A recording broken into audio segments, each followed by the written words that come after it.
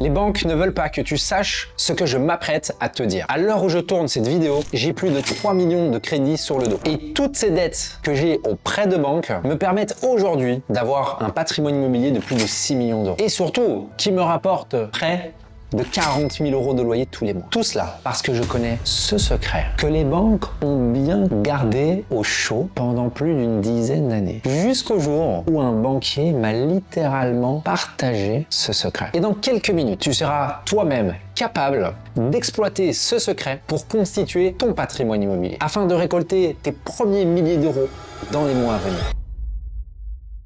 Alors, la première chose que j'aimerais te partager, c'est que investir en immobilier et arriver à créer une ressource stable et une vraie ressource qui nous permet de nous libérer. Parce que moi, quand j'ai investi en immobilier, le but, c'était pas que j'achète ma résidence principale, que ça me rapporte rien, ou c'était pas le but que je fasse 2-3 opérations sur une histoire de 10 ans. Non, moi, j'avais un vrai besoin de créer une ressource financière. Parce que j'avais pas envie de dépendre d'un patron, parce que j'avais envie juste d'avoir la vie de mes rêves, c'est-à-dire me lever le matin sans pression financière, me lever le matin sans pression psychologique, ne pas me lever le matin si j'ai envie. Si j'ai envie de prendre une voiture et descendre dans le sud de la France, si j'ai envie de partir à Bali parce que j'ai juste la liberté géographique, la liberté de temps, mais également les finances pour le faire. J'avais envie de ce genre de vie. Juste croquer la vie à pleines dents et ne pas survivre comme le font 95% des Belges. Ce que je veux te partager ici, c'est qu'un bon investisseur et quelqu'un qui devient libre grâce à l'immobilier a une capacité à enchaîner les acquisitions. Et donc, quand j'ai créé mon plan d'investissement, quand je me suis dit qu'il fallait que je crée une ressource de l'immobilier, je me suis dit il faut que j'enchaîne. Il faut que tous les 6 à 12 mois, j'achète. Parce que acheter un bien tous les 5 ans ne va pas me permettre d'obtenir la vie de mes rêves. Et donc, j'ai compris une chose concernant les banques et ce banquier m'a partagé de ce secret. C'est qu'il va le falloir 3 choses principales pour pouvoir enchaîner les acquisitions. 1.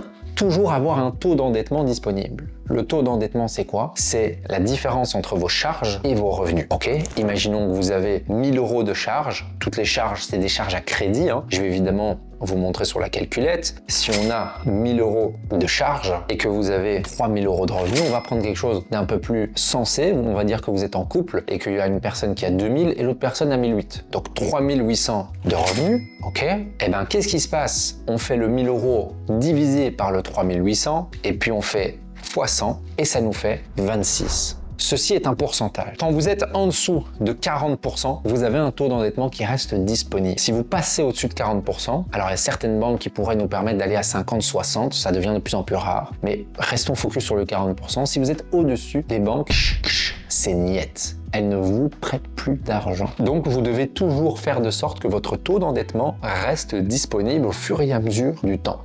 Et c'est d'ailleurs pour ça que je n'achète pas ma résidence principale. Parce que si je me crée une dette, mais que je ne me crée pas de revenus, qu'est-ce qui se passe? C'est que je finis mon taux d'endettement. Et donc c'est pour ça que même aujourd'hui, en ayant plus d'une vingtaine d'unités locatives, je continue d'investir et je n'achète pas ma résidence principale. C'est un autre débat. N'hésitez pas à regarder d'autres vidéos sur la chaîne. Vous aurez certainement une vidéo qui vous explique pourquoi et dans tous les détails pourquoi je n'achète pas ma résidence principale. La deuxième chose qu'il va vous falloir, c'est ce que j'appelle des cartes. Vous avez un jeu de cartes qui vous permet de chaque fois investir. Et qu'est-ce que c'est ces cartes? Ce sont vos garanties. Les garanties, il y a plusieurs familles. La famille immobilière et la famille mobilière. Donc vous devez utiliser les différentes cartes que vous avez dans ces deux familles, en plus de vos épargnes que vous avez créées ou que vous allez recréer, pour constamment pouvoir déposer 1 sur la table et en récupérer 10 de l'autre côté. Qu'est-ce que je veux dire par mettre 1 sur la table et en récupérer 10? C'est je fais un projet immobilier et je mets 10 000 euros sur la table. De l'autre côté, ben moi, mon projet immobilier, il a une valeur globale de 100 000 euros. C'est un exemple. C'est comme ça qu'on s'enrichit. C'est grâce au crédit, grâce à la dette. Je fais un levier pour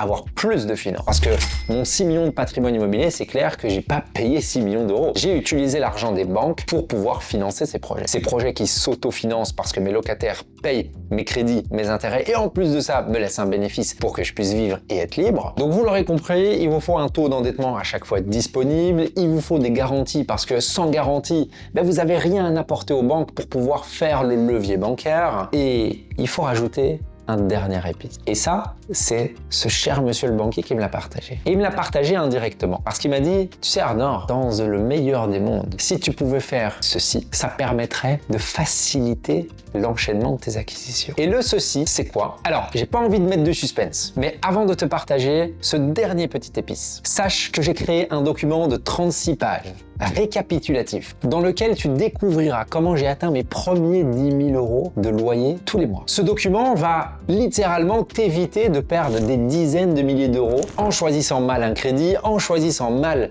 ta prochaine acquisition et du coup t'assurer de mettre tes billes dans un projet rentable. Tu peux le récupérer tout simplement en cliquant sur le premier lien qui se trouve dans la description. Allez, on reprend et je te partage ce petit épice qui va te permettre, en plus d'avoir un taux d'endettement disponible et des garanties, de pouvoir enchaîner les acquisitions. Cet épice, c'est quoi? C'est la capacité à pouvoir créer directement du gap entre la valeur de ton bien et ta demande en crédit. Ça paraît chinois, je te rassure, je t'explique ça tout de suite. Ce que tu dois faire, c'est acheter un bien qui vaut 200 000 euros. Mais toi, tu l'achètes à 180. Qu'est-ce qui se passe concrètement au niveau purement bancaire? C'est que toi, tu vas demander un crédit de 180 000 euros, mais tu as une expertise du bien à 200 000. Donc la banque, déjà, elle se dit good, ça améliore ta quotité pour ce dossier-là. Ça, c'est super. Mais ce qui se passe pour le prochain dossier, c'est que tu as une inscription à 180 et un bien qui en vaut 200. Et en plus, si tu fais 2-3 beaux travaux, tu embellis bien les choses, tu es un super entrepreneur, tu n'as plus 200 000 euros de travaux, tu réexpertises après tes travaux et tu as 220. Et qu'est-ce qui se passe? C'est que tu as 40 000 euros dans la nature. Et ces 40 000 euros dans la nature, tu vas à la banque et tu leur dis « Cher monsieur le banquier, j'ai 40 000 euros qui sont là dans la nature. Mon bien, il en vaut autant et j'ai une inscription hypothécaire d'autant. » Et là, ça devient un autre levier. Ça devient une autre carte que vous avez dans votre poche. Et c'est